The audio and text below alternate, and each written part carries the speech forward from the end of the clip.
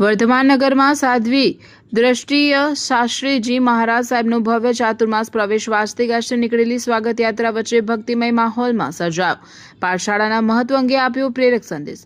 ભુજ નજીક આવેલા જૈન સમાજના વર્ધમાન નગર ખાતે પરમ પૂજ્ય સાધ્વી શ્રી દ્રષ્ટિયાશ્રીજી મહારાજ સાહેબ આદિઠાણા 8નું ભવ્યાતિભવ્ય ચાતુર્માસ પ્રવેશ ભક્તિ, શ્રદ્ધા અને આધ્યાત્મિક ઉમંગ વચ્ચે વાજતે ગાજતે સંપન્ન થયો હતો.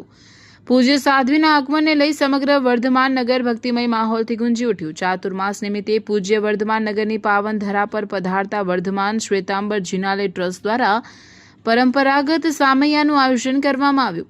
સ્વાગત યાત્રામાં મોટી સંખ્યામાં શ્રાવક શ્રાવિકાઓ ઉત્સાહભેર જોડાયા. પ્રસંગે વર્ધમાન નગરના અધ્યક્ષ રાહુલભાઈ મહેતા, ઉપપ્રમુખ વર્ધીલાલ પારેખ, મંત્રી હસમુખભાઈ વોરા તેમજ ચેતનભાઈ સંઘવી, ધીરજભાઈ પારેખ, અતુલભાઈ શાહ, ભૂપેશ શાહ, નિમેશ શાહ, કિરીટ શાહ, ગૌતમ શાહ, દીપક લાલન, ભદ્રેશ શાહ, રોહિત ઝવેરી, અંકિત શાહ, દર્શક શાહ, જીતેન્દ્ર શાહ, મહેન્દ્ર લોડાયા, વિસ્તૃતભાઈ શાહ, હરીશ લોડાયા સહિત અગ્રણીઓ વિશાળ ઉપસ્થિત રહ્યા હતા. ઉપાશ્રય પહોંચ્યા બાદ પૂજ્ય સાધ્વીએ પોતાના પ્રેરણાદાયી પ્રવચનમાં જણાવ્યું કે જૈન ધર્મના સંસ્કારોનું જતન અને જ્ઞાનનું સિંચન કરવા માટે બાળકો તથા યુવાનો, મહિલાઓ માટે પાઠશાળામાં નિયમિત જવું અત્યંત જરૂરી છે.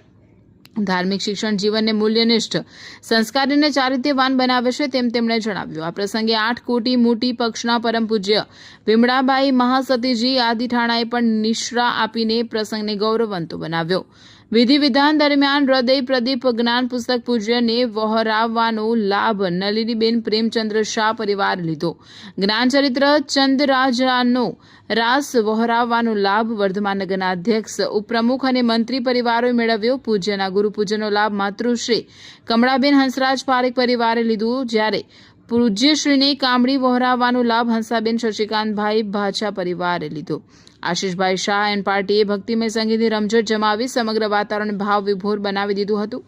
કાર્યક્રમનું અસરકારક સંચાલન ભાવિન શાહે કર્યું હતું, જ્યારે પ્રબુદ્ધ મુનવરે આભાર દર્શન વ્યક્ત કર્યું હતું.